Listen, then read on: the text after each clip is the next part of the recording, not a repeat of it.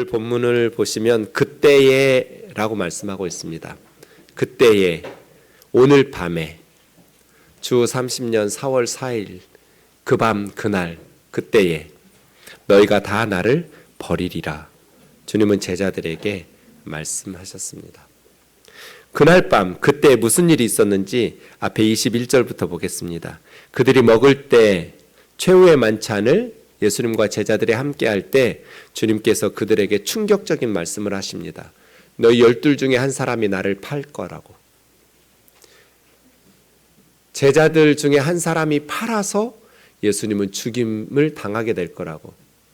여러분, 그 자리에 있었던 제자들이 얼마나 놀랐겠어요. 우리 중에 한 사람이 예수님을 판다고?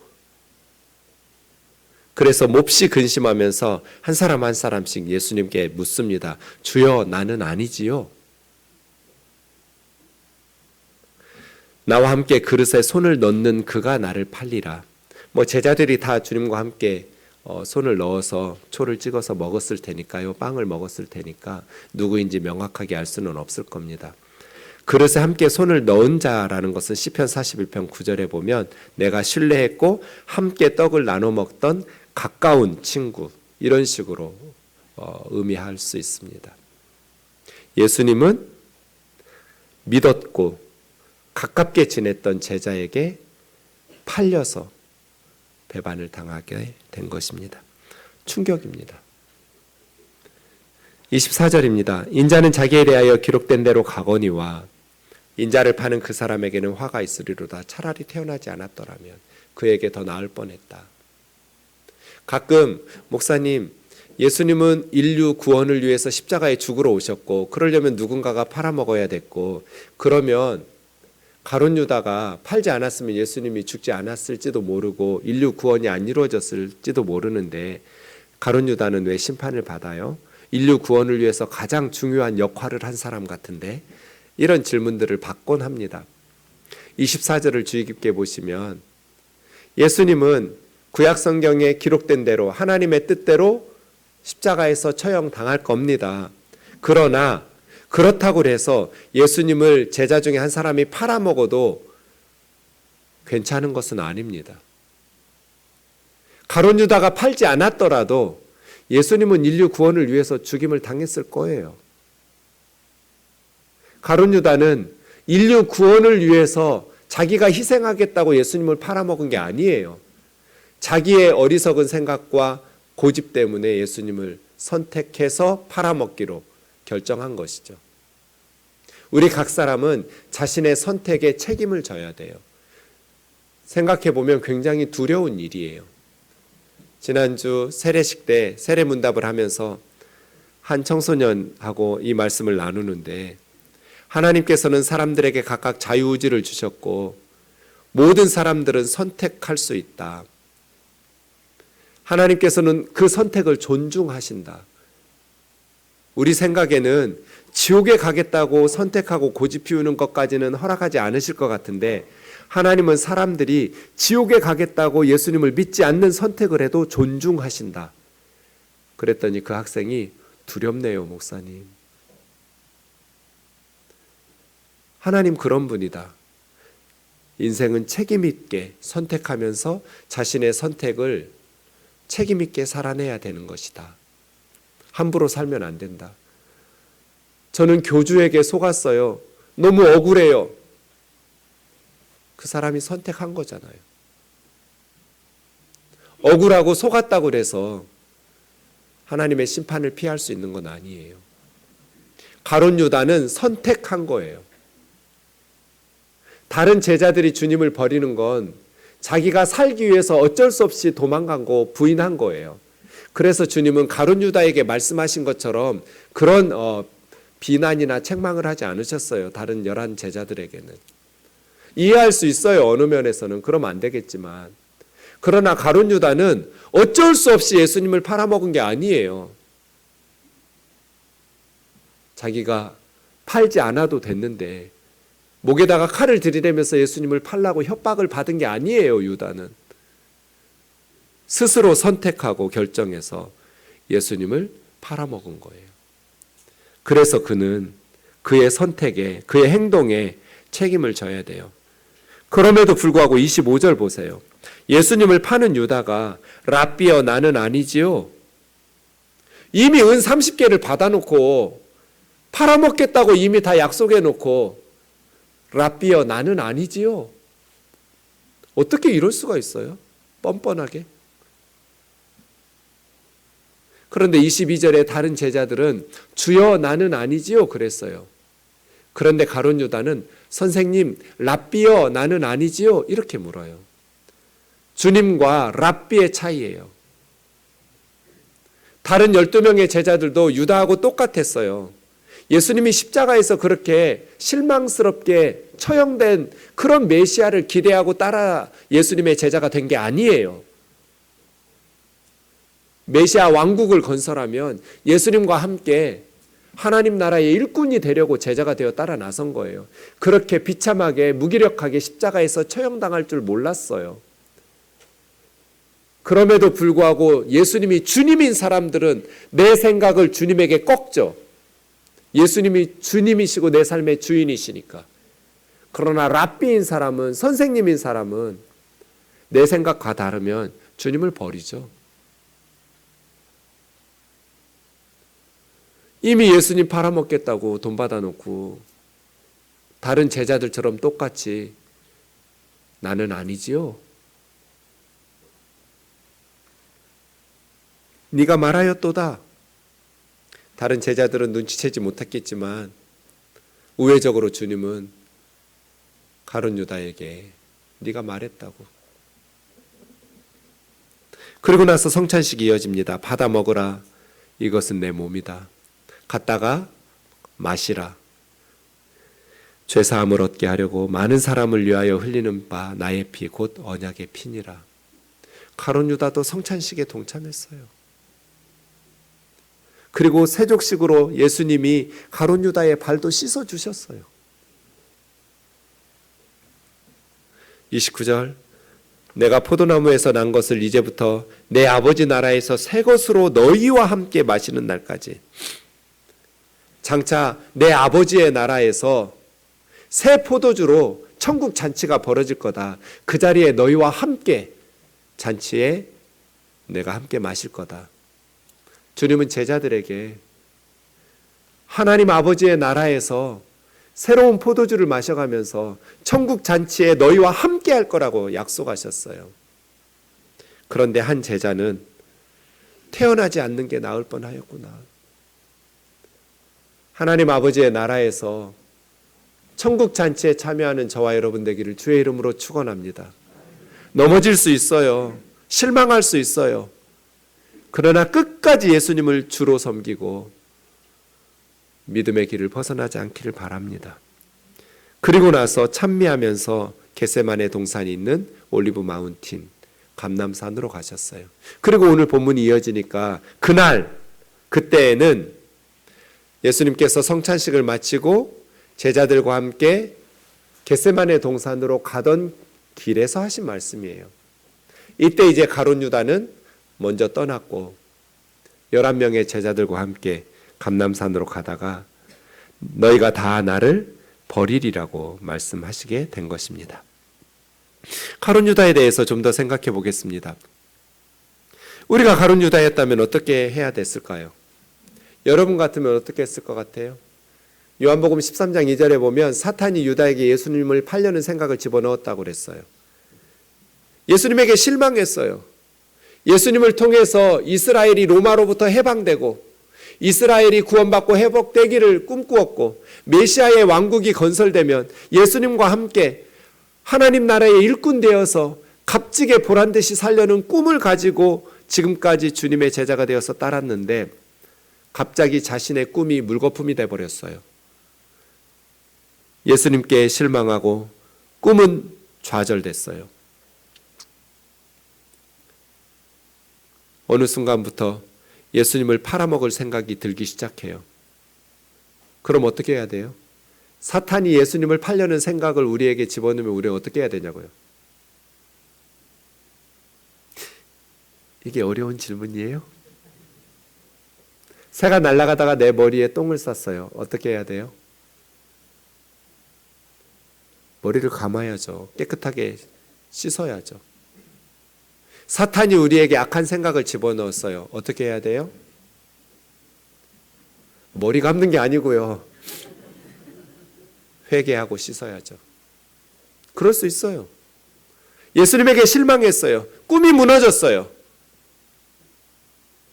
예수님을 팔려는 생각이 들었어요. 자기 자신이 너무나 한심하고 예수님이 미워요. 그 길을 막아야 되겠어요. 예수님 계속 그 길 가면 내가 죽여버린다고 협박하고 팔아넘기겠다고. 예수님과 가룟 유다는 달려오는 기차 같아요. 예수님이 주님이라면 내 생각을 꺾어야죠. 가룟 유다는 스스로 뉘우치고 스스로 목매달아 죽었어요. 가룟 유다가 베드로처럼 회개했으면 어땠을까요? 저는 초대교회의 위대한 복음 전도자가 됐을 것 같아요. 내가 예수님 팔아먹은 놈이라고.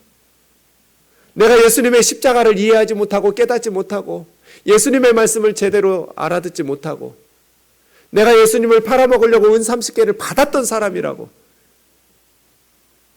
그런 나 같은 죄인도 우리 주님이 불쌍히 여기셔서 용서하시고 제자로 불렀다고.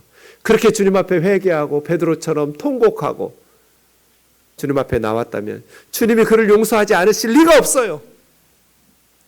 초대교회의 위대한 복음 전도자로 쓰임 받았을 거예요. 스스로 뉘우치고 스스로 목매달아 죽어버리면 어떡해요? 사랑하는 자매 형제 여러분, 여러분의 꿈이 무너지고 교회와 예수님에게 실망하고 여러분이 좌절하고 있을 때 절대로 가룟 유다처럼 스스로 끝내지 마시기를 주의 이름으로 축원합니다. 성경 보세요. 죄짓지 않은 인물 하나도 없어요. 실망스럽지 않은 사람 하나도 없어요. 우린 연약해요. 우리는 죄인이에요. 때로는 넘어지고 때로는 제자답지 못하고 때로는 하나님의 마음을 아프게 하고 그러나 하나님의 은혜로 다시 일어나서 하나님의 일들을 감당해야죠. 31절에 너희가 다 나를 버리리라, 이 버리리라는 단어를 주목하시면 이게 뭘 버린다는 뜻이 아니에요. 원래는 스칸달리조라는 말은 스칸달론이라는 말이 걸림돌, 올무, 덫 그런 단어예요. 그러니까 덫에 걸린다는 뜻이에요. 너희가 나 때문에 덫에 걸려서 넘어질 거다 이런 의미예요. 오늘 밤에 제자들은 예수님 때문에 걸려 넘어질 거예요. 왜? 예수님이 무기력하게 체포당해야 되거든요. 메시아의 왕국으로 왕으로 호산나를 외치면서 다윗의 이름으로 오시는 메시아 왕국을 건설하는 왕이 될 줄 알았는데 예수님이 겟세마네에서 무기력하게 체포당하고 처형당하는 모습을 보면서 제자들은 걸려 넘어질 거라고요. 오늘 너희는 실족할 거야. 목자가 죽으면 양떼들은 흩어지듯이 너희는 다 나를 버리고 넘어질 거야. 그러나 내가 살아난 후에 죽는 게 끝이 아니야. 내가 너희보다 먼저 갈릴리로 갈 거야. 갈릴리는 제자들과 처음 만나서 예수님의 하나님 나라 운동이 시작됐던 곳이에요. 다시 부활하신 십자가 후에 부활하신 예수님은 갈릴리에서 제자들과 함께 만나서 다시 새로운 하나님 나라 운동을 펼치실 거예요. 제자들이 다 버리고 달아났다고 해서 끝나지 않을 거야. 내가 죽었다고 해서 하나님 나라가 실패하지 않을 거야. 다시 나는 부활하여 살아날 것이고 너희보다 먼저 갈릴리에서 기다릴 것이고 우리는 갈릴리에서 다시 만나서 하나님 나라의 역사를 시작할 거야. 새 출발하게 될 거야.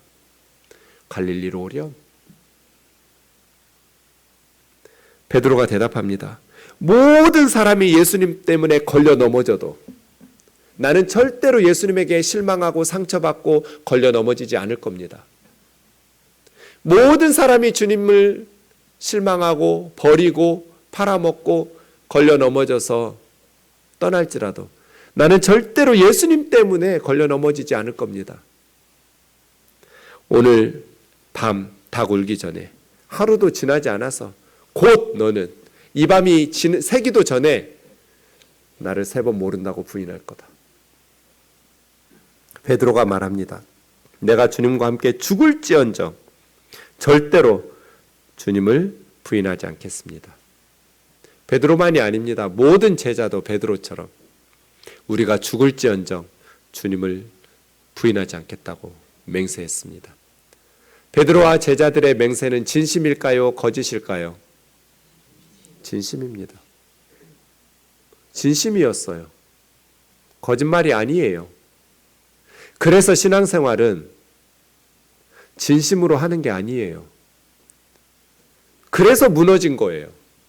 베드로는 반석이란 뜻이에요. 반석이 무너졌어요. 왜? 진심이었기 때문에. 내가 죽을지언정 주님을 부인하지 않을 마음이 진심이었기 때문이에요. 신앙생활은 진심 때문에 속을 때가 있어요.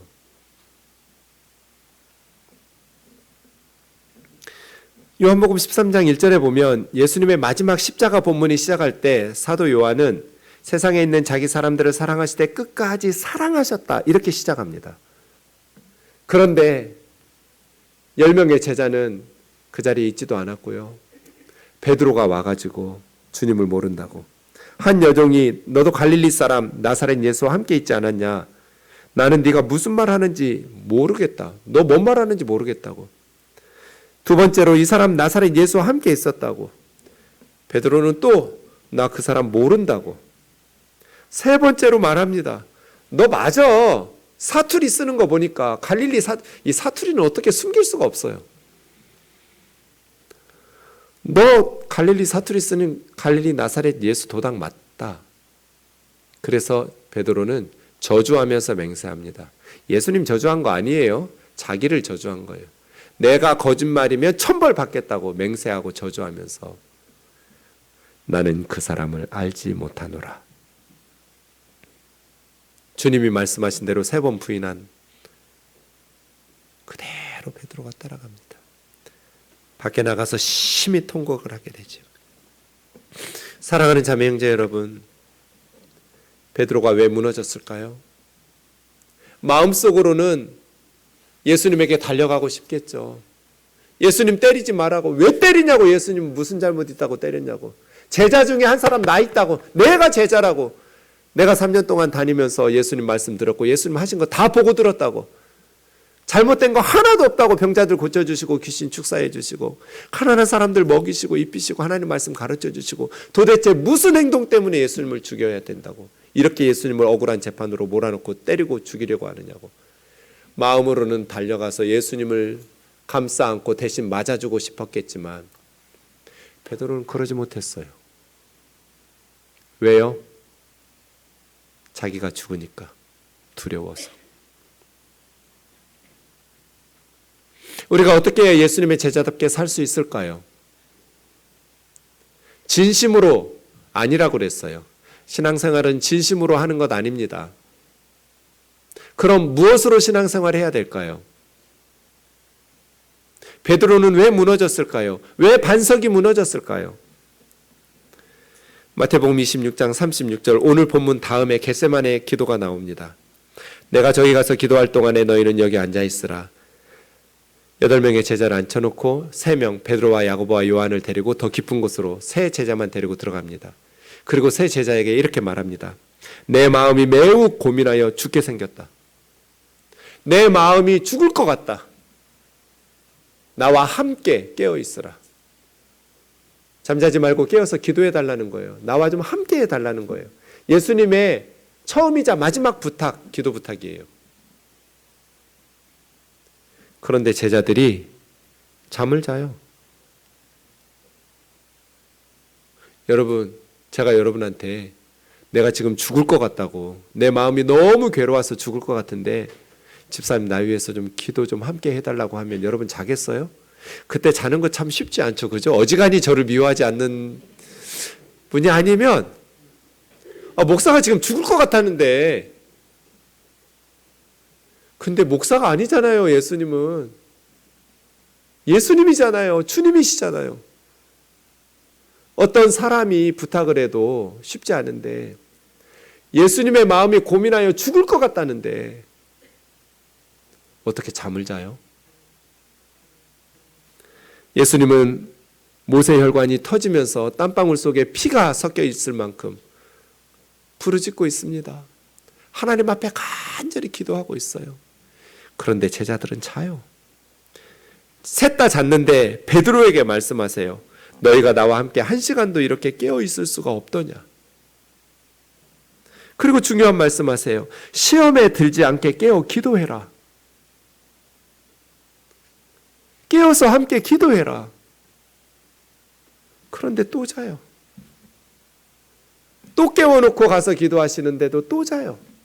그래서 마지막에 45절에는 자고 쉬라고 그래요. 인자가 죄인의 손에 팔리느니라. 신앙생활은 진심을 가지고 한다고 해서 승리하는 거 아니에요. 주님과 함께해야 승리할 수 있어요. 베드로와 야고보와 요한은 주님과 같은 공간에 있었어요. 겟세마네에서. 근데 함께하지 않았어요. 기도하는 시간에 주님과 함께하지 않고 같은 공간에 있었지만 주님을 버렸기 때문에 유다가 군대를 끌고 왔을 때 주님 버리고 도망간 거예요. 주님이 억울한 재판 받을 때 주님 모른다고 3번 부인한 거예요. 기도할 때 주님과 함께 깨어 있었어야 돼요. 주님이 우리 마음에 함께 계셔야 우리가 담대하게 세상을 이길 수 있어요. 맹세한다고 해서 승리하는 거 아니잖아요. 결심한다고 해서 믿음 생활 잘하는 거 아니잖아요. 주님이 우리와 함께 계셔야 하잖아요. 주의 영이신 성령이 우리 안에 함께 계셔야 우리가 담대하게 예수님의 제자다운 삶을 살아낼 수 있잖아요. 사도행전에 넘어가면 제자들이 달라졌어요. 예수님을 죽인 유대 종교 지도자들 앞에서 하나님 앞에서 너희 말 듣는 것이 옳은지 하나님의 말씀 듣는 것이 옳은지 판단해 보라고 그래요. 우리는 보고 들은 이 예수님을 전하지 않을 수 없다. 그러면서 감옥에 가고 순교를 당해요.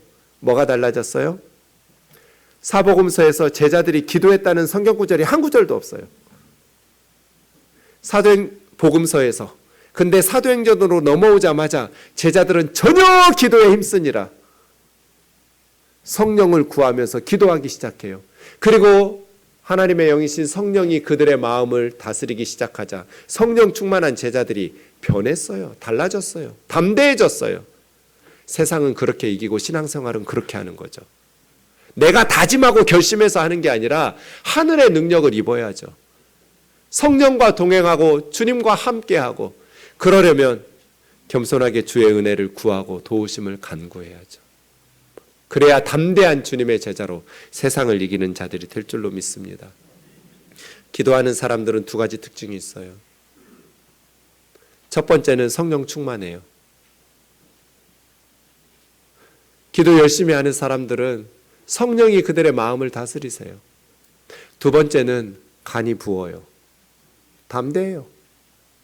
불안해야 되는데 불안해하지를 않아요. 자기도 이상해요. 이게 기도하는 사람들에게 베푸시는 하나님의 은혜예요. 주님과 함께 깨어서 기도했더라면 반석이 무너지지 않았을 거예요. 성령이 우리 마음을 다스리도록 일상의 삶 속에서 깨어 기도하는 저와 여러분 되기를 주의 이름으로 축원합니다.